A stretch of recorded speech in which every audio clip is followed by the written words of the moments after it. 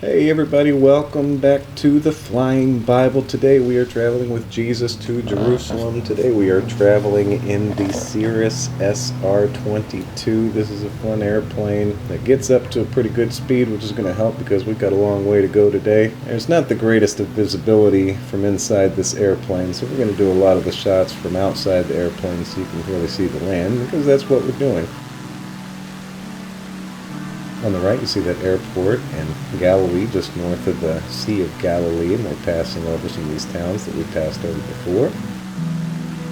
Last week, we went with Jesus to Tyre and Sidon for his vacation. When he returned from that region, he went by the way of Sidon, according to Mark, down towards the Sea of Galilee in the region of the Decapolis, which we haven't gone all the way down to that region. We just stopped back at that airport last time. But today we're going to go down this way along the eastern side of the Sea of Galilee, and we are raising up to be above these hills, fly over the Golan Heights, at least the beginning of the Golan Heights. I wanted to start this way, one, so you could see just a little bit of that region of the Decapolis as we pass over this spot that we were with Jesus, and he sent the demons into the swine and sent them rushing down the steep bank into the sea. About our route today, there is actually not a whole lot of consensus on the way that Jesus would have taken exactly on his route to Jerusalem, because just looking at the different Gospels, there are different specifics about the way that he is taken. This is basically where the region of the Decapolis starts. It's a region of 10 cities, but instead of continuing south that way, we're going to come over here and cross over the Jordan. We are beyond the Jordan at the moment. As you saw in the Gospel of Mark, it talks about Jesus going to Judea and beyond the Jordan. We're not really sure where he was beyond the Jordan. We're beyond the Jordan at the moment, but we're going to cross back over to head back into the region of Galilee, so we can pass through a little bit of the southern portion of Galilee and head on down through Samaria and then on through Judea to get to Jerusalem. Interestingly, Mark describes it as going up to Jerusalem. We're going south according to the compass to get to Jerusalem. Well, at the moment we're going west, but we will be going south to get to Jerusalem. So why would we be going up to Jerusalem? And perhaps that's because we'll be going up in elevation to get to Jerusalem, because it's a few thousand feet up. Now you see once again Mount Tabor in front of us. Mount Tabor is a place where we stopped before. That is where Jesus climbed the mount to transfigure before his disciples, to show who he really was, to give an idea of who they were walking with throughout these journeys. But it wasn't just a regular old guy. This was something very, very special going on, so special that it relates even back to Moses and Elijah.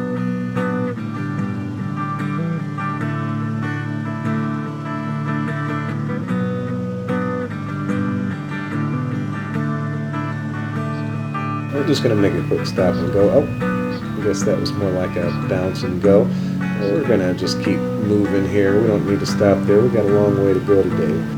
The next day, when they had come down from the mountain, a great crowd met Jesus and his disciples. A man from that crowd shouted to Jesus, begging him to look at his son, his only child, reminding us of Jesus being God's only child and the great sacrifice it is for God to give up God's only child for us. And just as Jesus was approaching, the demon dashed the child to the ground in convulsions, but Jesus rebuked that unclean spirit, healed the boy, gave him back to his father, and carried on with his ministry.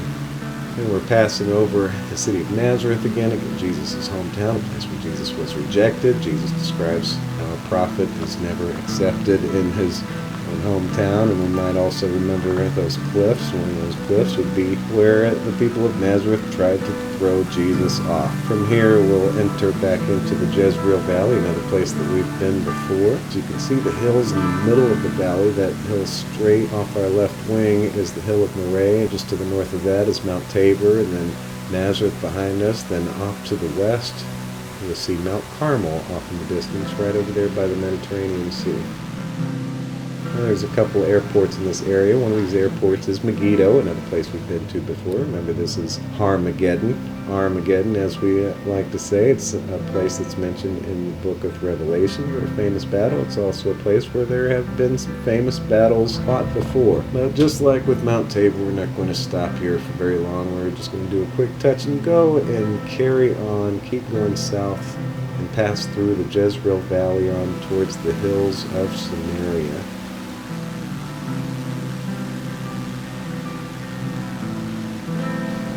Now, as we rise in elevation, if you look off to the west, you can actually see the Mediterranean Sea just a few thousand feet up, and then off to the east you can see the dip into the Jordan Valley. While this land is fairly long, it's not very wide, which you can see with just a little bit more elevation. Well, the days drew near for Jesus to be taken up, so he set his face to go to Jerusalem. And he was resolute about where he was going. There was nothing that was going to stop him, nothing that was going to sidetrack him. He had a lot of work to do on the way, but he was on his way to Jerusalem to give himself up for us. While they were on their way, a couple of disciples entered the village ahead of Jesus to make it ready for him, but those people in that Samaritan village did not welcome them and did not welcome Jesus and his message and what they were bringing. James and John got upset and asked Jesus if they could command fire to come down upon them from heaven and consume them, and Jesus rebuked them.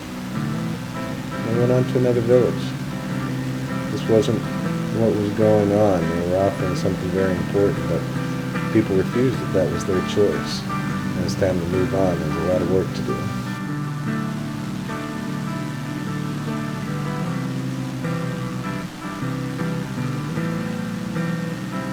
Now we're passing over the city of Shechem, which in Jesus' day was the city of Sychar, and now in our day is the city of Nablus.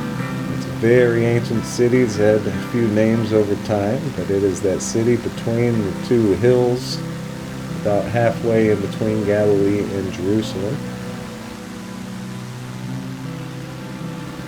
We carry on heading down through the southern portion of Samaria, and we will be entering into the region of Judea. It's difficult to see for sure where these boundaries of each region were, because the boundaries aren't quite the same as they used to be with the modern politics of Israel and Palestine. But a lot of Samaria and some of Judea are in what is now known as the West Bank, which is what we're flying over right now. We continue passing over these hills and climbing in elevation, up and down and gradually up and up as we head on toward Jerusalem. Along the way, the Lord appointed 70 others. He had a lot of disciples at this time. He appointed 70 of them to go on around to the towns in the area. As you see a lot of towns that were passing by and flying over, there wasn't time for Jesus to go to every single one of these towns. The disciples being sent out was extremely important. What they had to bring, as Jesus described, the harvest is plentiful, but the laborers are few. There's so many people and towns out there, so many people that need to hear about the gospel and the love of the Lord. And Jesus wasn't going to be able to visit them all, hence the disciples. He sent them, he said, go on your way. See, I'm sending you out like lambs into the midst of wolves. Nobody knew that better than Jesus, as he was rejected in his own hometown. He was rejected in some places in Galilee. He was rejected in some places in Samaria, and ultimately he'll find himself rejected in Jerusalem, where he'll be crucified. But their message was to bring peace. As he described, every house you enter, first say peace to this house.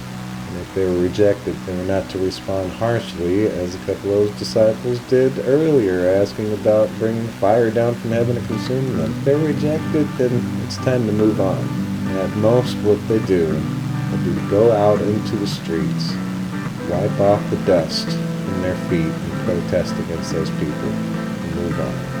Yet to make sure to let them know that the kingdom of God has come near. That's why they were going to those cities in the first place, and that's what this was all about.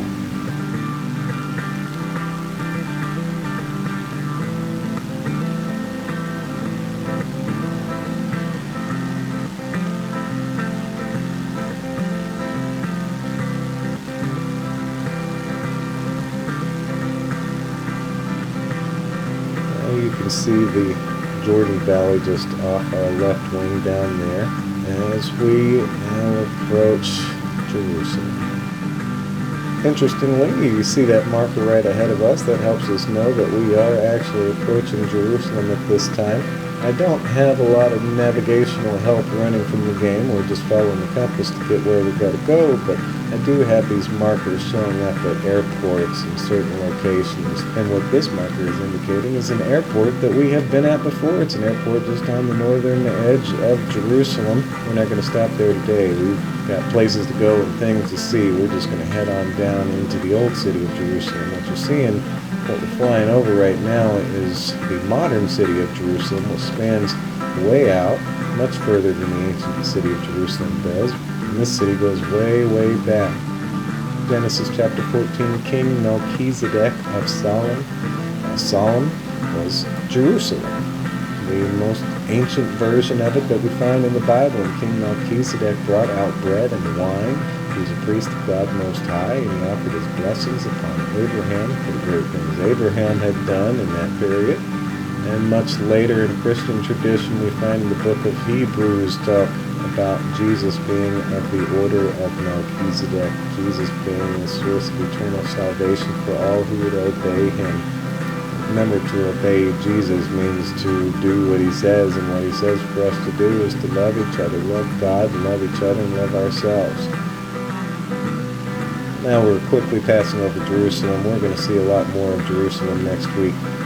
But for right now, just a quick flyby. As you see, there is the temple right before us.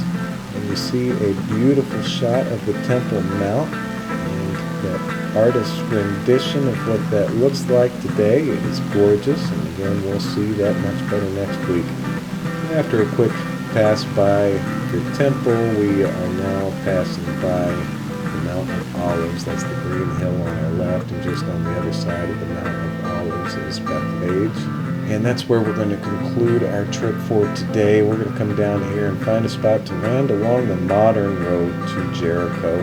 Next week we're going to check out the ancient road to Jericho along with some other places around Jerusalem, and ultimately the temple with a much closer look. This road to Jericho descends a few thousand feet, so it's kind of a tricky road to land on, especially in this direction, because going downhill it's hard to slow down enough to land. So we're just going to weave on down here, trying to find a good spot to touch down as we prepare for our trip to Jericho next week. A quick landing. But we're there. We're down. We didn't break anything. Let's try to get stopped before we run into this car ahead of us. And there we go. All right. Thank you all so much for joining again for the Flying Bible. Hope to see you next week.